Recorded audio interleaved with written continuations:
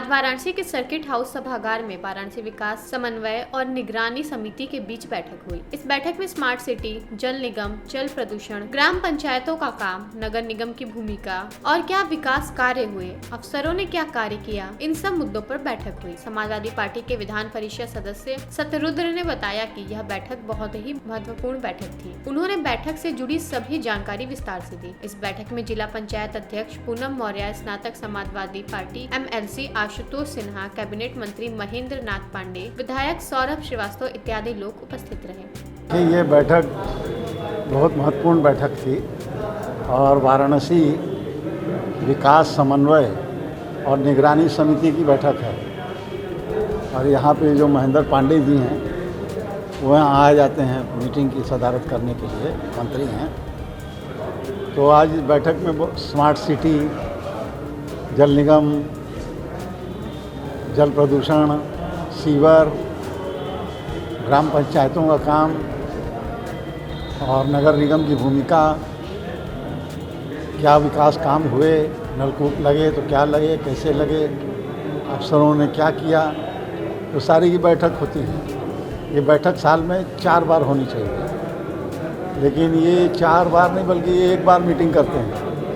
12 meeting की जगह 1 meeting. तो ये 1 मीटिंग करने से क्या होगा, इनको हर तीसरे महीने पे मीटिंग करनी चाहिए। अप्रैल में, फिर जुलाई में, जुलाई के बाद अक्टूबर में, फिर फरवरी में। पिछली बैठक हुई 31 अगस्त को 20 में, आज 18 सितंबर को कर रहे हैं। तो इस तरह की बैठक करने से खाली कोरम पूरा होता है। काम तब होगा जब लगातार बैठक करेंगे और अधिकारी जब तक जनप्रतिनिधियों से संवाद नहीं करेंगे, संपर्क नहीं करेंगे, तब तक काम के प्रति निगरानी नहीं होगी।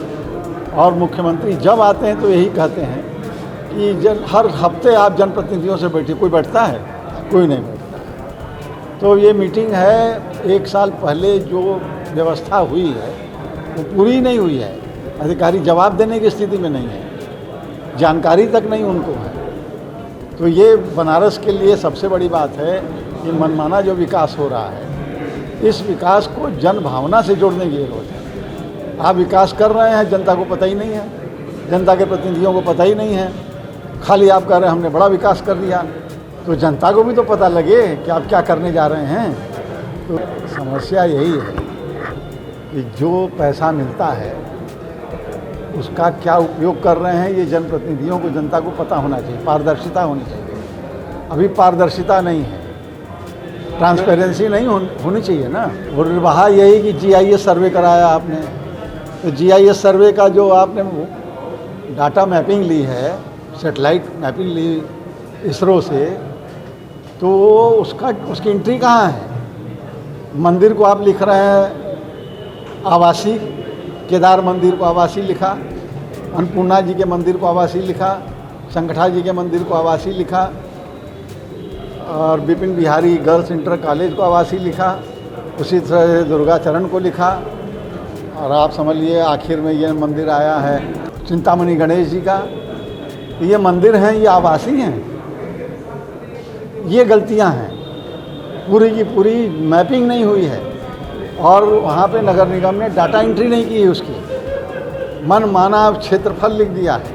हमारा 300 वर्ग मान लीजिए फीट क्षेत्र पर है, लिख दिया 500 वर्ग। हम तो उठाए हैं, ब्याज लगाया इन्होंने। सरकार, हमने कहा कि ब्याज क्यों लगाया है, तो सरकार ने कहा ब्याज लगाया तो गलत क्या, चिट्ठी आई है यहाँ पे। यही सब सवाल है। पेश है न्यूज बकेट हिंदी मासिक पत्रिका। पढ़ें इस महीने की पूरी खबर विस्तार से हमारे न्यूज बकेट की मैगजीन में। हमारी मैगजीन को मुफ्त में पढ़ने के लिए अभी लॉगिन करें www.newsbucket.in पर। इसके अलावा रोज की ताज़ा खबरों के लिए हमारे YouTube चैनल को तुरंत सब्सक्राइब करें।